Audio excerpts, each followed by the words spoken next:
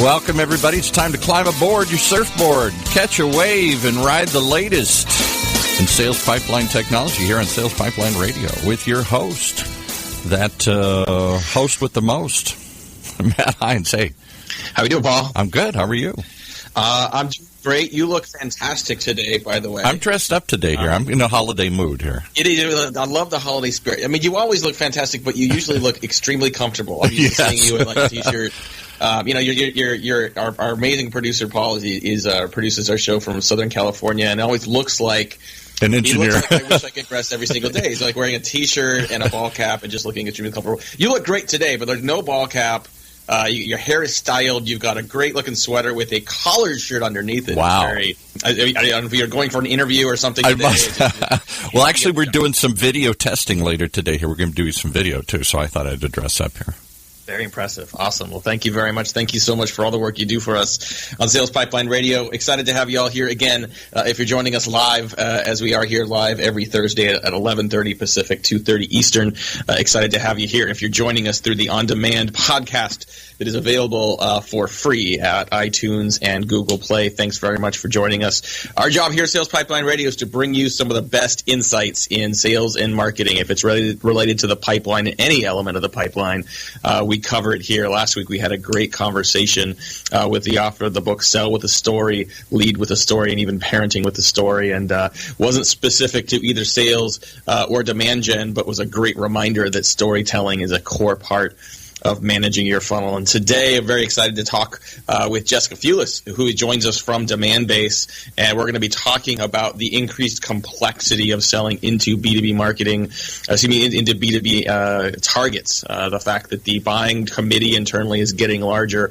more complex. You've got already organizations that are increasingly matrix and difficult to get into. So we'll be talking about strategies to do that, and a lot about account-based marketing, which we actually haven't covered a lot in Sales Pipeline Radio so far this year as the frothiness has increased. But a lot of companies talking about, especially as we head into 2017, what account-based marketing means, why it might matter to their organizations, how they might make shifts from what they're doing today into account-based marketing. And so excited to have Jessica with us. Jessica, thanks for joining Sales Pipeline Radio.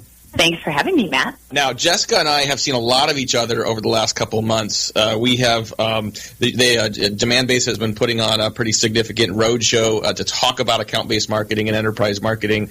I was honored to be a guest at the CMO Council that they were part of a couple of days ago, and did a webinar yesterday. I think we're doing a tweet chat next week. I'm sure you're going to get sick of me at some point, but so far I'm glad that you keep sticking around and keep showing up for these. So maybe start with what exactly is account-based marketing. I think it's really easy to start throwing around, acronyms and buzzwords, but, if independent of the words in the acronym, what does it mean to you as you think about account-based marketing in the field today? Yeah, absolutely. So at the highest level, I would say account-based marketing is really understanding who is your target audience and building a marketing mix around going after that target audience, and along the way aligning with your sales team on that same target so that you can deliver relevant messaging throughout the entire buyer's journey to really help them close more deals, help them close them faster, and hopefully help them close them with a larger average contract value. At the end of the day, what it does is it makes your entire sales organization that much more efficient. And from a marketer's perspective, it's actually far more efficient of an approach as well. And so, instead of, trying to throw as many leads as we can over the wall and hope, some of them work for the sales team, now we're agreed upon who are the targets we actually want to go after. Marketing then lines up all of their budget and their marketing mix behind those targets, and then really brings in only the leads that the sales team is looking for, and really helps them not just at the front end of the buyer's journey, but throughout the entire buyer's journey to really help affect their close rates and bring, at the end of the day, more revenue into the company. So CEB says that there's now like 6.8 members of that internal buying committee that are part of making a decision about any of our products and solutions. And every time I hear that quoted in an organization, in a room where there are enterprise sellers, they're like, it's a lot more than that. Like, it's just complicated who we're selling into. So, more than just picking off the right targets and speaking more precisely to the right people, organizing consensus inside of an organization to help increase sort of focus and velocity, I think is a key part of ABM as well. Talk a little bit about what that means and sort of that internal buying committee and how effective ABM can make sense of that. Yeah, absolutely. And this is really where, sales can feel the most support from marketing is around this entire buyer's committee, because typically what they're going to be doing is they're going to be focused on that person with the budget authority, need, and a timeline, right? That whole band model, because that's the person who's going to sign the contract, right? So that's generally where most of their efforts are spent. One, because that's the only person they actually have access to, so sometimes they act as a gatekeeper to the rest of that stakeholder committee. But two, they only have so much bandwidth. Right? So they need to focus on that person who's eventually going to sign their contract. So here's where marketing comes in. And marketing, through the variety of methods that we have at our disposal, or the variety of tactics, can actually reach the rest of that buyer's committee.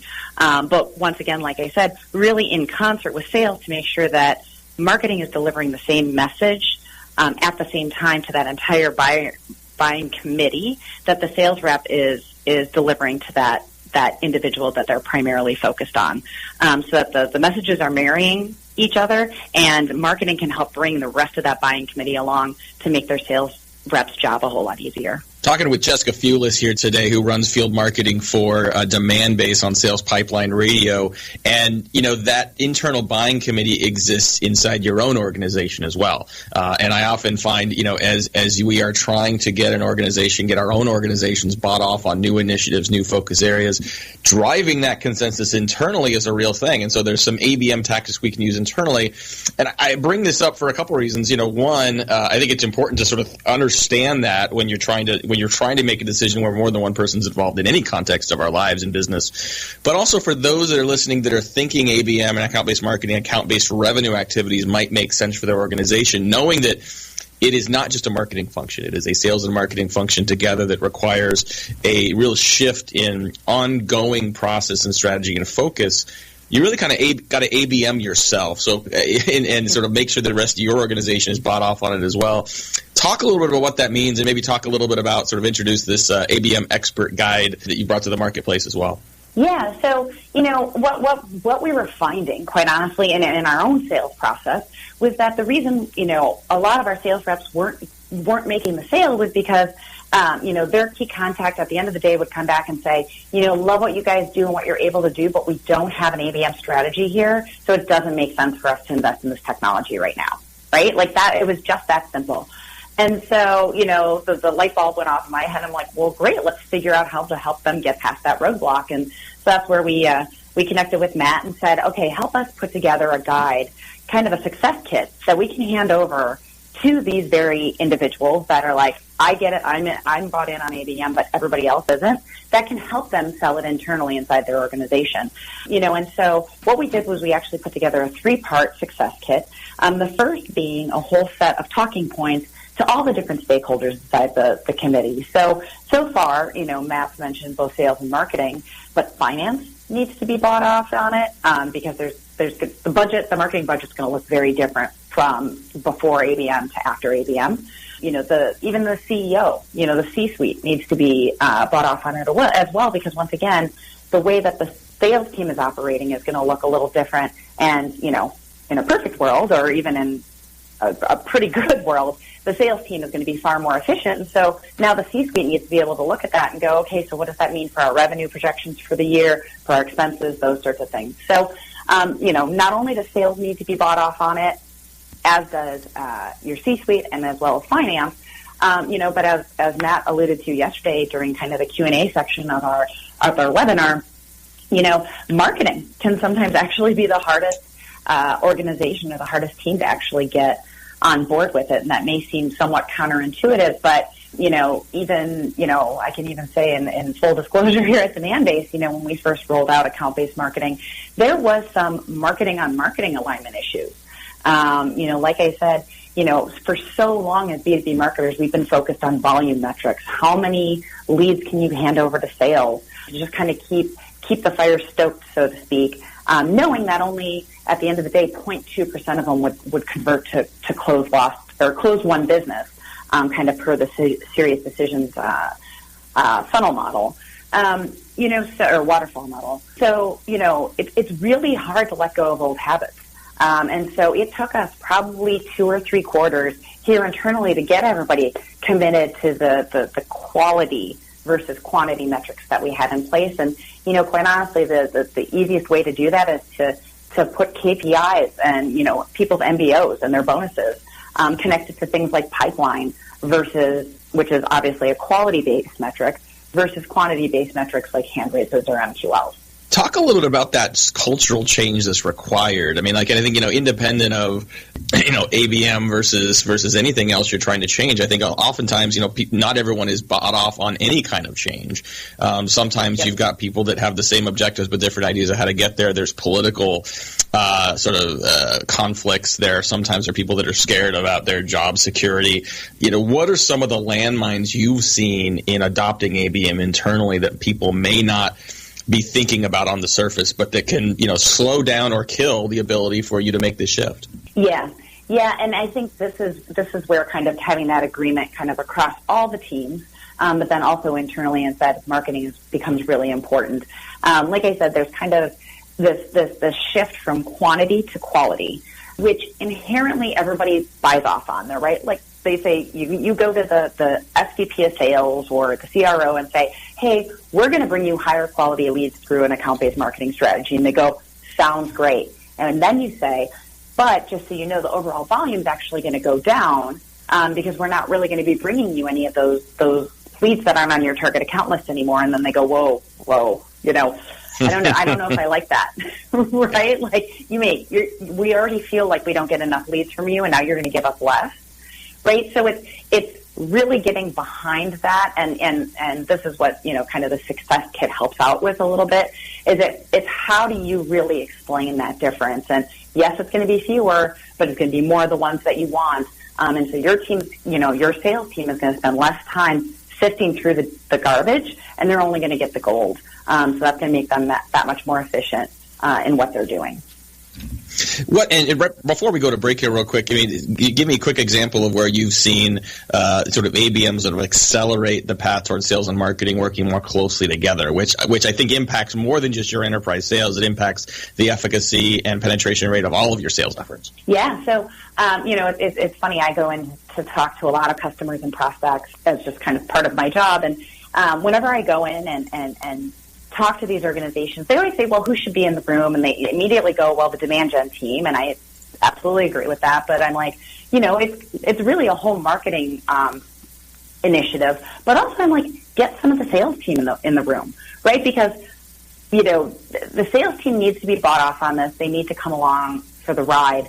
A lot of sales leaders go, great, you're going to do account-based marketing. Here's my target account list. Now go market to it, which could be a place to start from, right? But, when it really works best is when sales and marketing co-develop that target account list, because then everybody's invested in that list, everybody's bought off on that list, and then the two teams work together.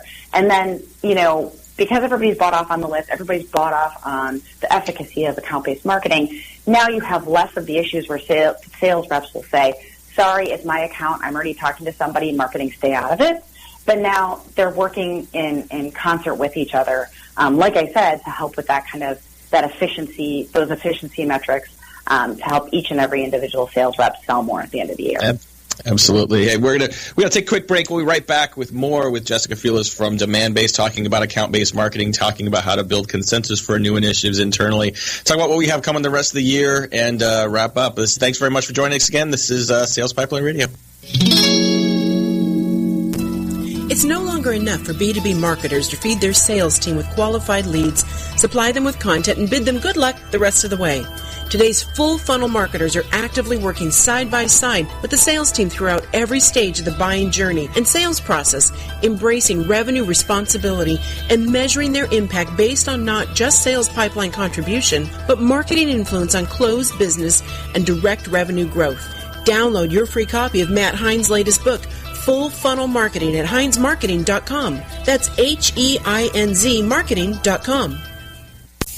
In a world where the speed of innovation and change in B2B marketing has never been greater, the only thing bigger is the need for clarity, for a blueprint, for a guide to what's really working.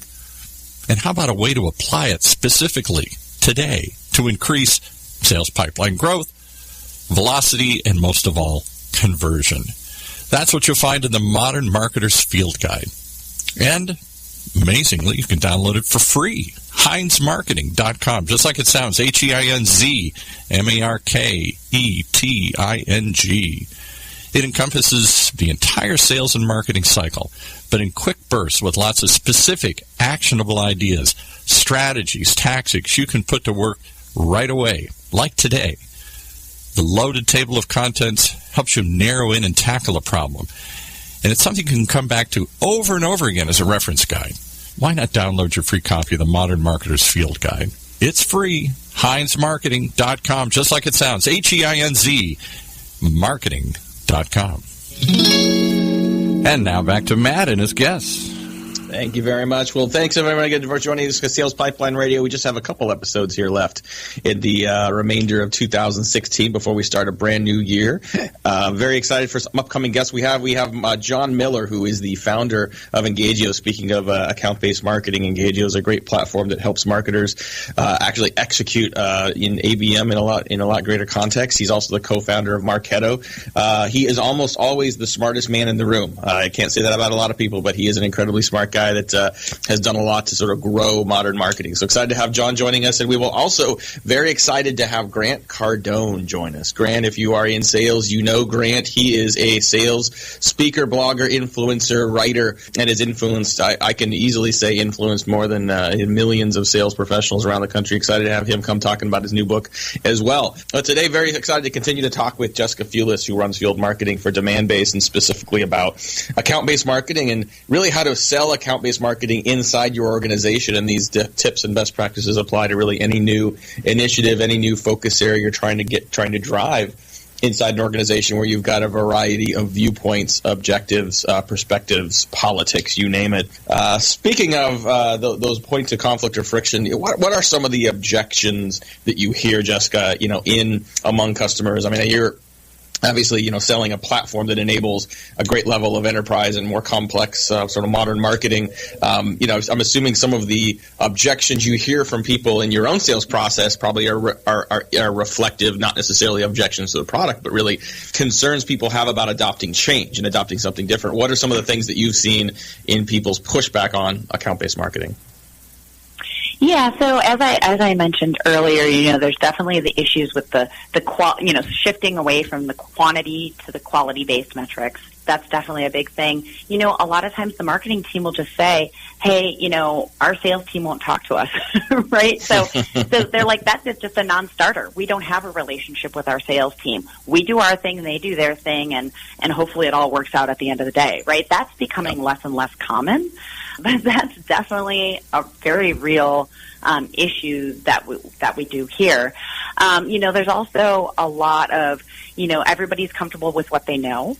So like I said, when folks come from a background heavy in inbound's the way to go. Inbound's the way that we're gonna get our business there. They have a hard time shifting away to being more proactive, right? They've been trained, they built their career on that kind of inbound reactive kind of strategy. So now to make that shift to be more proactive, know the accounts you want to go after, and you go proactively go find them and engage with them.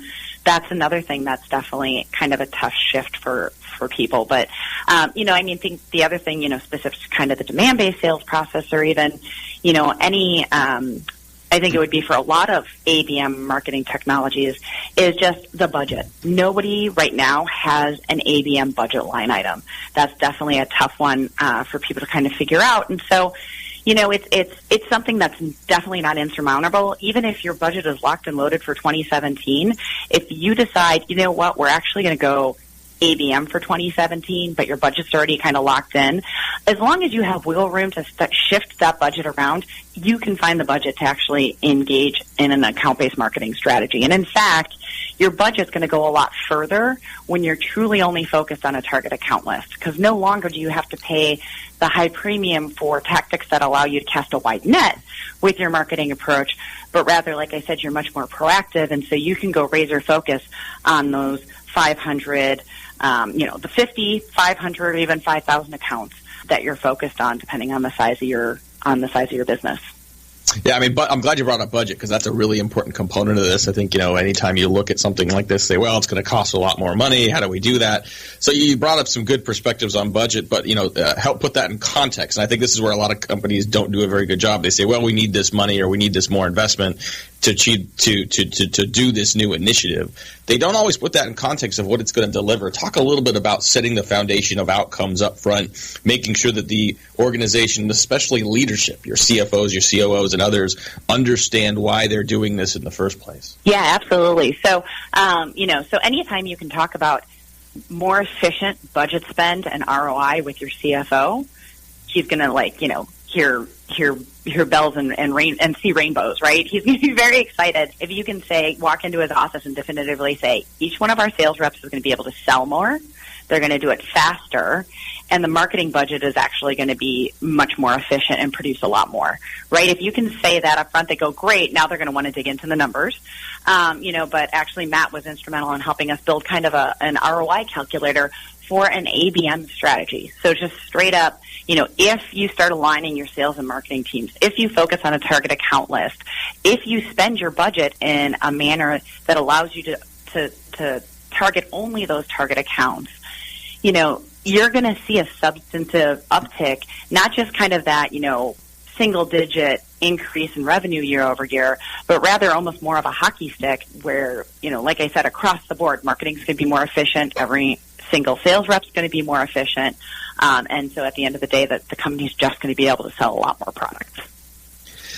So talk a little about 2017 as we just, we're kind of around the corner here now. We just got a couple minutes before we wrap up. Tell me a little bit about where you see this all going. Are we looking at greater adoption? Is there something that needs to happen in the market in terms of early adopters showing more results from this that get more companies on board? How do you see that evolving? Yeah, absolutely. So I've actually been at DemandBase now for 3.5 years. And so 3.5 years ago, we were kind of the only ones out there beating the ABM drum. Right? It was kind of a lonely marketplace out there, and it was one of those things that, 3 years ago we'd go to shows or, host events and the story was, hey, account-based marketing, it's really cool. Here's what it is. Here's why you should do it. And people will go, yeah, that's really cool. And then that's kind of where the conversation would end. And then, 2 years ago, it was more of like, okay, ABM. Yep, okay, this is something I should know more about. Tell me more. So they wanted to dig in a little bit more onto what does it look like? How does it take shape in an organization? How do you actually think about trying to implement something like this? But those conversations, 2 years ago would end with, yep, that's really interesting, but I don't have the bandwidth or the budget for it this year, so I'm going to have to look at it for 2016. Well, then in 2016, what we saw was suddenly this huge uptick in people going, okay, account-based marketing, yep, totally makes sense. I'm hearing about it everywhere. I get it. I don't want to know what it is anymore. Tell me how to go do it. So that's been kind of the big shift. And now, for 2017, it's definitely going to be tell me how to go do it, but tell me how to do it better. Right? I've been practicing account-based marketing, or we ran a pilot in 2016. We like it. We want to go big in 2017. So tell me how to do it better. Tell me how to scale it. I think that you're going to start to see more, user groups and meetups and stuff around the topic of account-based marketing. So it's not just these thought leaders out there talking about it, but it's actual practitioners learning from each other and really writing the playbook on what best practices are around account-based marketing. That sounds great. Well, just real quick before we wrap up, you referenced this ABM expert guide that we worked on together. Great resources to help companies evangelize and sell the idea of and rationale for ABM internally. Where do people get a copy of that? Absolutely. So on DemandBase.com, we've got a whole ABM resource center out there, which has the Success Kit is out there for quick download by anybody listening to this, along with a bunch of other webinars around topics like budgeting and workshops around, how to think about building your target account list, how to get your sales and marketing teams aligned. So a whole host of resources out there if you're just getting started, and if you're, beyond the just getting started and want to really think about how to scale and improve your ABM strategies. DemandBase actually started last year an ABM certification program, which we're continuing this year and building out an advanced course. So, if you really want to get with like-minded B2B marketers who have already dabbled in ABM, that course is probably the place to go. Perfect. Thanks very much. Thanks so much to our guest today, Jessica Fewless from DemandBase, talking about ABM and complex selling both internally as well as externally with your prospects. Thanks, everyone, for joining us today on Sales Pipeline Radio. If you want to get a replay of this session today and hear any of our past guests, you can get those at salespipelineradio.com anytime on demand for free. You can also subscribe to our podcast at the iTunes Store and Google Play, and encourage you to do that to make sure you don't miss any episode. And join us every week, Thursday at 11:30 Pacific, 2:30 Eastern, for more exciting guests, more great conversations about sales and marketing and managing the pipeline. And until next week, thanks for joining us. This is Matt Hines. Thanks very much for listening to Sales Pipeline Radio. You've been riding the pipeline with Surfer himself, Matt Hines. Hines Marketing.